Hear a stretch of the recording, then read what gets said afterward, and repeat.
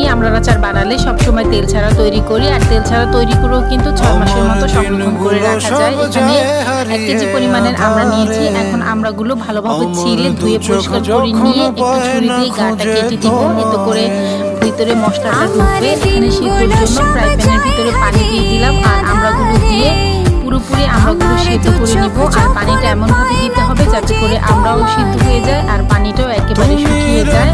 তো এখানে আমড়াগুলো সিদ্ধ হয়ে গেছে। একটা মশলা তৈরি করে নিব। 1 টেবিল চামচ পরিমাণের 5 ফোড়ন, 4-5টা শুকনো মরিচ টেলে গুঁড়ো করে নিব। এখন এখানে দিয়ে দিলাম 1 কাপ পরিমাণের চিনি আর 4 টেবিল চামচ পরিমাণের ভিনেগার। তো চিনিটা গলে আসার আগ মুহূর্তে দিয়ে দিলাম একটা তেজপাতা, 1 টুকরো দারুচিনি। এখন চিনিটা পুরোপুরি গলে গেলে এখানে যে আমড়াগুলো সিদ্ধ করে রেখেছিলাম সেই আমড়াগুলো দিয়ে দিলাম। দিয়ে কিছুক্ষণ চিনি শিরার সাথে নেড়েচেড়ে মিশিয়ে নিয়ে এখানে দিয়ে দিলাম সামান্য পরিমাণে হলুদের গুঁড়া, 1 চা চামচ পরিমাণের লাল